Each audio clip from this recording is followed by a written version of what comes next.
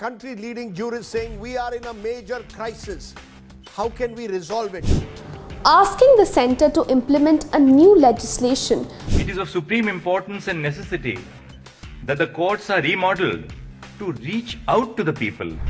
Hello everyone, my name is Riddhi. तो recently supreme court ने union government को ये डायरेक्ट किया था कि हमें कुछ ऐसे बेल एक्ट के तहत एक ऐसे लॉज बनाने चाहिए जिसकी वजह से ये जो बेल ग्रांट करने का जो प्रोसेस है वो जल्दी से जल्दी अच्छा स्ट्रीमलाइन हो जाए। तो अभी क्या है कि एक सेपरेट बेल एक्ट निकालने की बात हुई है और ये कहा गया है कि आप कुछ ऐसी स्पेशल लेजिस्लेशन निकालो और सेम लाइंस पर ही निकाल लो जैसे यूके का चल रहा है। यूके में जो भी बेल एक्ट चल रहा है उसके हिसाब से आप अपना भी ये एक लेजिस्लेशन निकाल दो। इसी वजह से ये टॉपिक न्यूज़ में रहा है। तो अब इस टॉपिक में मेन समझने वाली चीज़ सबसे पहले तो ये है कि ये बेल एक्ट होता क्या है और इंडिया में हमारे क्या लॉज है बेल के रिगार्डिंग। तो सबसे पहली चीज़ तो इंडिया में सीआरपीसी के तहत ये जो वर्ड है बेल, इसको सबसे पहले तो डिफ़ाइन किया ही नहीं है, बल्कि सीआरपीसी में ही इसमें आईपीसी के अंडर बस दो कैटेगरीज बना दी गई हैं। एक है बेलेबल कैटेगरी और दूसरी है नॉन बेलेबल कैटेगरी। जैसे क्राइम पेट्रोल जैसे आप अगर शोज़ देखते हो तो उसमें साफ बताते हैं ना कि ये नॉन बेलेबल ऑफेंस है या फिर ये बेलेबल ऑफेंस है। तो यहाँ पर क्या रहता है कि सिर्फ दो कैटेगरीज बना दी पर स्पेशली कोई भी एक पर्टिकुलर कोई अलग से लॉ नहीं बनाया है जो बेल का लॉ हो। तो सीआरपीसी ये मजिस्ट्रेट को भी इंडिया में एम्पावर करता है कि ये बेलेबल ऑफेंसेस के लिए बेल ग्रांट कर सकते हैं मजिस्ट्रेट्स, क्यों उनका अधिकार है ये चीज़। ठीक है, फिर इसमें बहुत सारे अंदर लॉज भी आ जाते हैं, जैसे कि अगर वो चाहते हैं तो कोई बेल बॉन्ड इशू कर सकते हैं जिसमें सिक्योरिटी हो भी सकती है, सिक्योरिटी नहीं भी हो सकती है। तो ये सारी चीज़ें मजिस्ट्रेट के ऊपर डिपेंड करता है, पर मजिस्ट्रेट के पास इतनी पावर होती है even for non bailable offences के लिए भी वो बेल ग्रांट कर सकते हैं। तो ये कुछ केसेस में ये डिस्क्रिशन कोर्ट के ऊपर छोड़ दिया जाता है। अब नॉन बेलेबल ऑफेंसेस की अगर हम बात करते हैं, ये तो बेलेबल ऑफेंसेस का हो गया। नॉन बेलेबल ऑफेंसेस में क्या होता है कि मजिस्ट्रेट ही ये डिसाइड करेगा कि एक्यूज जो है उसको बेल पर रिलीज़ किया जाना चाहिए या नहीं। ठीक है, तो नॉन बेलेबल ऑफेंसेस जो हैं वो कॉग्निजेबल होते हैं। कॉग्निजेबल ऑफेंसेस क्या होते हैं जिसमें एक पुलिस ऑफिसर को वारंट की नीड नहीं होती किसी को अरेस्ट करने के लिए, उसको हम कॉग्निजेबल ऑफेंस कहते हैं। अब यहाँ पर सीआरपीसी 1973 के अंडर दो सेक्शंस आते हैं जो इम्पोर्टेंट है। एक है आपका सेक्शन 436। सेक्शन 436 क्या कहता है कि अगर कोई पर्सन आईपीसी के तहत बेलेबल ऑफेंस में रजिस्टर्ड है या अक्यूज्ड है, उसको बेल ग्रांट की जा सकती है, तो बेल ग्रांट हो सकती है। ठीक है, ऑन दी अदर हैंड अब दूसरा सेक्शन है सेक्शन 437, इसके बाद वाला सेक्शन ही है बिल्कुल। इसमें ये कहा गया है कि अगर कोई अक्यूज्ड नॉन बेलेबल ऑफेंसेस में आता है तो उसका बेल पाने का अधिकार नहीं है। ठीक है, तो ये कोर्ट का डिस्क्रिशन होगा कि उसको बेल ग्रांट करनी भी है या फिर नहीं करनी है। तो नॉन बेलेबल ऑफेंसेस में सिर्फ कोर्ट का डिस्क्रिशन यहाँ पर चलता है। अब यूनाइटेड किंगडम में ऐसे कौन से बेल लॉ चल रहे हैं जिसकी वजह से हमारे सुप्रीम कोर्ट ने ये कहा है यूनियन गवर्नमेंट को कि भाई आप यूके के बेल लॉज के हिसाब से काम कर लो। तो यहाँ पर क्या होता है कि बेल एक्ट जो है यूनाइटेड किंगडम का 1976 का ये एक्ट है जिसमें पूरा प्रोसीजर बताया गया है कि बेल कैसे ग्रांट होनी है। और इनका मेन एम ये है कि जो इनकी इनमेट पॉपुलेशन है, जो इनकी जेल की पॉपुलेशन है, उसको कम से कम रखा जाए, तो भरा ना जाए जेल्स को, वो उनका एम है। इस वजह से उन्होंने एक डिफेंडेंट्स के लिए लीगल एड जनरेट करना या जनरल राइट बताना जिसमें लोगों को प्रोटेक्शन भी मिलती है। फिर बेल रिजेक्ट करने का भी पूरा राइट है, जिसमें अगर प्रोसिक्यूशन को अगर कोई भी बेल जैसे रिजेक्ट हो रही है, प्रोसिक्यूशन को कुछ ग्राउंड्स के तहत कुछ अपने एविडेंसेस देने पड़ेंगे कि डिफेंडेंट जो है बेल पे वो कस्टडी के लिए सरेंडर नहीं करना चाहता है, या फिर जब वो बेल है वो अगर कोई भी उसने ऑफेंस कमिट नहीं किया, तो बेसिकली एक सिक्योरिटी आपको प्रोवाइड करनी पड़ेगी, ऐसे ग्राउंड प्रोवाइड करने पड़ेंगे कि ये बंदा दोबारा ऐसा काम नहीं करेगा उस चीज़ पर। ठीक है, और अपनी वेलफेयर के लिए भी, उसकी खुद की वेलफेयर के लिए भी, प्रोटेक्शन के लिए भी ये सब चीज़ें की जाती है। तो वहाँ का पूरा रूल जो है इस हिसाब से चलता है कि इनमेट पॉपुलेशन भी कम से कम रखी जाए, बट साथ ही साथ ये चीज़ भी बहुत स्ट्रिक्ट रखी जाती है कि बेल को रिजेक्ट भी किया जा सकता है। अब इंट्रोडक्शन अब हम स्टार्ट करते हैं, थोड़ा कंटेंट रिलेटेड अब देख लेते हैं कि एक मेन ओवरव्यू तो हमने ले लिया है। तो इंडियन क्रिमिनल सिस्टम जो है उसमें सारे लॉज आते हैं जो कि क्रिमिनल कंडक्ट इन इंडिया से रिलेटेड है। क्रिमिनल लॉ और क्रिमिनल प्रोसीजर जो है वो कॉन्करेंट लिस्ट में आते हैं। कॉन्करेंट लिस्ट मतलब कि यूनियन और स्टेट दोनों के पास रहेंगे, बट जो पुलिस आती है और प्रिजन्स आती हैं ये दोनों चीज़ें स्टेट लिस्ट के अंडर आते हैं। तो इंडियन क्रिमिनल लॉज जो है वो 3 मेजर एक्ट्स के अंदर डिवाइडेड है। सबसे पहला है इंडियन पीनल कोड, आईपीसी 1860 का है। ये ऐसा लॉ है जो कि राइट्स और ड्यूटीज़ को बस डिफ़ाइन करता है। अब ये राइट्स और ड्यूटीज़ सिर्फ डिफ़ाइन हो गई हैं, पर काम कैसे होगा वो चीज़ डिसाइड करने वाला होता है सीआरपीसी, क्रिमिनल प्रोसीजर कोड 1973 का। इसमें क्या होता है कि जो रूल्स हैं वो सारे डिफ़ाइन तो रहते हैं, बट साथ साथ सब्सटैंटिव लॉज भी ये बताए जाते हैं इसमें कि जो कि एनफोर्स होने चाहिए। मतलब कि अभी मान लो कि एक पर्टिकुलर, मान लो मर्डर हो गया है, ठीक है, तो मर्डर हो गया, मर्डर के केस में आपका कौन सा सेक्शन है, कौन सी एक्ट लगेगी, या कैसे आप जाओगे जेल में, या क्या होगा, तो वो चीज़ तो आईपीसी में डिफाइंड होगा कि मर्डर के केस में ये वाली चीज़ें होती हैं। बट ये पूरा प्रोसीजर कैसे फॉलो होगा अकॉर्डिंग टू कोर्ट्स, जिस पे कोर्ट्स जजमेंट देती हैं, वो पूरा प्रोसीजर कैसे फॉलो होगा वो चीज़ आपकी बताई जाएगी सीआरपीसी में। ठीक है, कि प्रोसीजर क्या फॉलो होगा। प्रोसीजर वर्ड आप ध्यान रख सकते हो, इसी के बेसिस पे आगे चलेगा। तो इंडियन एविडेंस एक्ट आता है अब, नेक्स्ट है 1872 का। इसमें क्या है कि एक सेट ऑफ रूल्स हैं और जो भी उसके साथ से इश्यूज चल रहे हैं, जो कि basically Indian court of law के एविडेंस के तौर पर काम आते हैं कि ये एविडेंसेस चल पाएंगे, ये एविडेंसेस नहीं चल पाएंगे। ठीक है, तो ये जो कैटेगरी बनाई गई है कि इन एविडेंसेस को हम एक्सेप्ट कर सकते हैं, इनको नहीं कर सकते, तो वो कैटेगराइजेशन इंडियन एविडेंस एक्ट के थ्रू कर दी गई है, कुछ रूल्स बनाए गए हैं। अब इन तीनों एक्ट के अलावा एक स्पेशल क्रिमिनल लॉज भी हैं जो कि गवर्नमेंट के द्वारा इनैक्ट किए जाते हैं, जैसे कि प्रिवेंशन ऑफ करप्शन एक्ट अलग से बना दिया जाता है, जैसे फूड अडल्ट्रेशन एक्ट बनाया गया, डाउरी प्रोहिबिशन एक्ट बनाए गए। तो ये चीज़ें भी सेफ्टी के लिए ही बनाई गई थी। अब जज पॉपुलेशन रेशो जो है वो है 10.5 मिलियन पॉपुलेशन, मतलब कि यहाँ पर सिर्फ हमारे 50 जजेस हैं पर मिलियन पॉपुलेशन। तो सोचो आप, हमारे यहाँ पर जजेस की रेशो कितनी कम है, जिस वजह से हमारा जो जस्टिस है वो काफ़ी डिले हो जाता है। Okay, and justice delayed is justice denied. तो करंट लॉज जितने भी हैं जो कि क्राइम इन्वेस्टिगेशन ट्रायल वगैरह ये सब चीज़ें देखते हैं, उनमें एक मीनिंगफुल रिफॉर्म की नीड है। क्यों? क्योंकि जजेस के कम होने की वजह से अब लोगों का क्राइम भी बढ़ता जा रहा है, फिर क्रिमिनल्स का ये पूरा जो प्रोसीजर है उनका जस्टिस पाने का, वो चीज़ भी डिले होती जा रही है। जब जस्टिस ही डिले हो गया आपका, तो आगे तो पॉपुलेशन ऑलरेडी बढ़ेगी ना, फिर बेल का तो और भी ज़्यादा डिले हो रहा है आगे।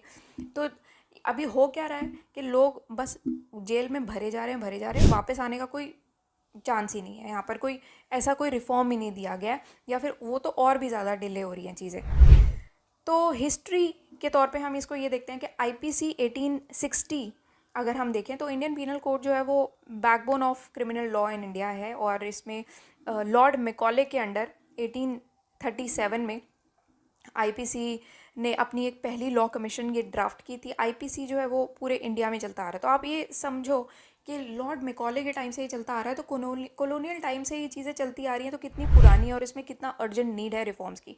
अभी क्या है कि ये इसने मैकॉले ने एक बार बना दिया था आईपीसी, उसके बाद से उसमें सिर्फ अमेंडमेंट्स होती जा रही हैं, पर कोई ऐसा बहुत अच्छा कुछ इम्पॉर्टेंट कुछ अच्छा रिफॉर्म नहीं लाया गया है इस पर। तो इसी वजह से इसको रिफॉर्म की नीड है, क्योंकि ये जो लॉज हैं, रूल्स हैं, काफ़ी पुराने हो चुके हैं। अब आईपीसी के अंडर अगर आपको लाइबल होना है तो अक्यूज जो है उसको मेंस फ्री, मतलब कि गिल्टी माइंड और एक्टस फ्री, गिल्टी एक्ट दोनों पोजेस करने बहुत ज़रूरी हैं।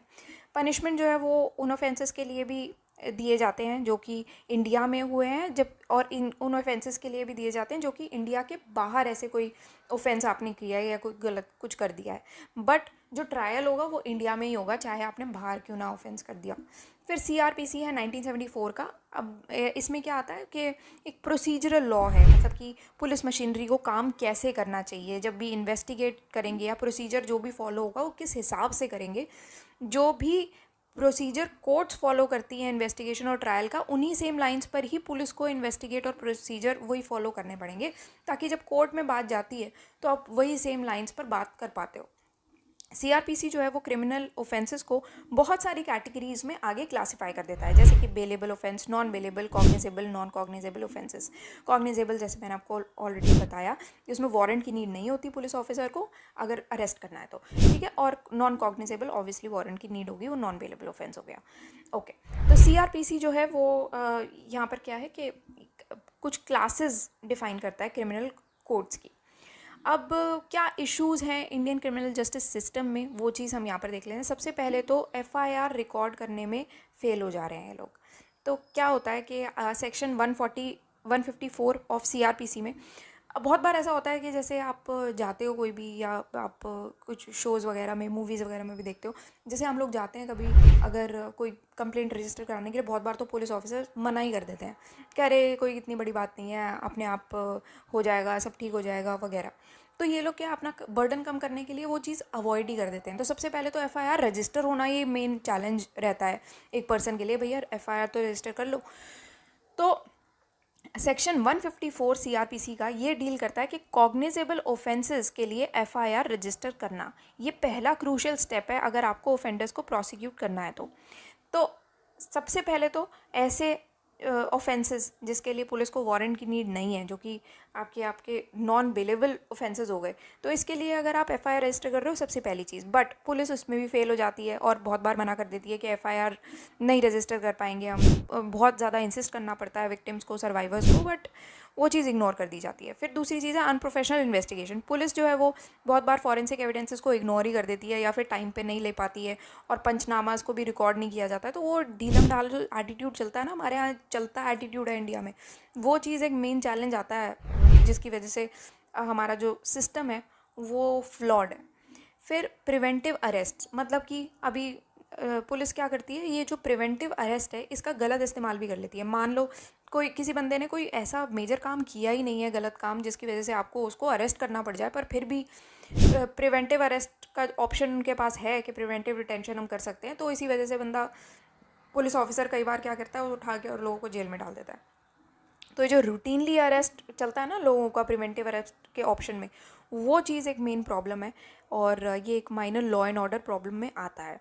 और इससे क्या होता है कि विक्टिम्स बेकार में सफ़र कर रहे होते हैं, तो वो एक अननेसेसरी चीज़ है। फिर फेलियर ऑफ इंटेलिजेंस, देखो इंटेलिजेंस का अगर आप यूज़ नहीं करोगे, जिसकी वजह से क्या होगा कि पूरा जो लॉ एंड ऑर्डर सिस्टम होगा वो इतना फ्लॉड हो जाएगा और क्राइम रेट जो है वो बढ़ता ही रहेगा। वही एक रीज़न है कि हमारे जो बड़े क्राइम्स हैं वो अभी तक भी बढ़ते जा रहे हैं। तो lack of intelligence about likely of commitment of offences against public order. फिर इनह्यूमन बिहेवियर ऑफ पुलिस। अब क्या होता है कि पुलिस बहुत बार विक्टिम्स के साथ इतना गलत बिहेव कर देती है, मार पिटाई वगैरह हो गई जेल के अंदर, कभी कभी तो लोग मर ही जाते हैं प्रिजन सेल में, है ना, वो ह्यूमन राइट्स वायलेट कर देना उनका। तो इसकी वजह से क्या होता है कि विक्टिम्स को बेकार में सफ़र भी करना पड़ता है बहुत बार पुलिस के इनह्यूमन बिहेवियर की वजह से। फिर जुडिशरी में भी अभी तक बहुत केसेस पेंडिंग है, ओवर 4.7 करोड़ केसेस जो हैं वो ऑलरेडी इंडियन कोर्ट्स में पेंडिंग है अलग अलग जुडिशरी के लेवल्स पर। तो ये एक मेजर चैलेंज आता है क्योंकि हमारे यहाँ पर जजेस की भी बहुत कमी है, तो और पर्सनल की नीड है और लोगों की नीड है, चाहे वो प्रिजन्स हो, जजेस हों और पुलिस ऑफिसर्स हों, तो इन सब की नीड है अभी अगर आपको प्रॉपर रिफॉर्म लाने हैं तो। अब गवर्नमेंट ने क्या क्या स्टेप्स लिए हैं इन चीज़ों को सुधारने में, तो national mission for safety of women के अंडर गवर्नमेंट ने 1023 fast track special courts setup करने की बात की है। फिर कुछ स्पेशलाइज कोर्ट सेटअप किए गए हैं जो कि जैसे कि terrorist and disruptive activities prevention 1987। तो ये चीज़ें इसलिए की जाती हैं कि इमीडिएट अगर कोई इश्यूज़ परसिस्ट कर रहे हैं, सिंस ऑलरेडी बहुत पेंडिंग केसेस चल रहे हैं हमारे कोर्ट्स में, तो अभी का जो मेजर इशू है उसको टैकल करने के लिए कुछ स्पेशलाइज कोर्ट्स भी बना दिए जाते हैं। फिर अब एक इम्पॉर्टेंट कमिटी है द मलीमठ कमिटी, उनके रिकमेंडेशंस रहे हैं क्रिमिनल रिफॉर्म्स के ऊपर। तो क्या रिकमेंडेशंस रहे हैं वो हम देख लेते हैं। तो ये गवर्नमेंट ने एक पैनल फॉर्म किया था बेसिकली कि क्रिमिनल जस्टिस सिस्टम को 2000 के टाइम पर ये रिव्यू करने का। तो यहाँ पर क्या हुआ था कि जो चीफ जस्टिस थे केरला और कर्नाटका की, जिनका नाम है जस्टिस VS मलीमठ, उन्होंने ये पूरी कमेटी को हेड किया था और ये कमेटी ने फील किया था कि जो हमारा पूरा सिस्टम चल रहा है ना, वो जिस बंदे ने क्राइम किया है, मतलब कि जो अक्यूज्ड है, उसके ज़्यादा फेवर में चल रहा है, जबकि जिस बंदे के साथ हो गया गलत या जो विक्टिम है उसके फेवर में नहीं है। तो यहाँ पर ये रिफॉर्म्स की इस वजह से नीड है कि भाई अक्यूज्ड को आप सज़ा दो ना, विक्टिम्स को सज़ा क्यों मिल रही है। तो कुछ इंपॉर्टेंट रिकमेंडेशंस इसमें दी थी मलिमट कमेटी ने, वो हम देखते हैं कि एक सबसे पहले तो नेशनल सिक्योरिटी कमीशन को सेटअप करने की ज़रूरत है ताकि इन्वेस्टिगेशंस की क्वालिटी और इम्प्रूव हो पाए।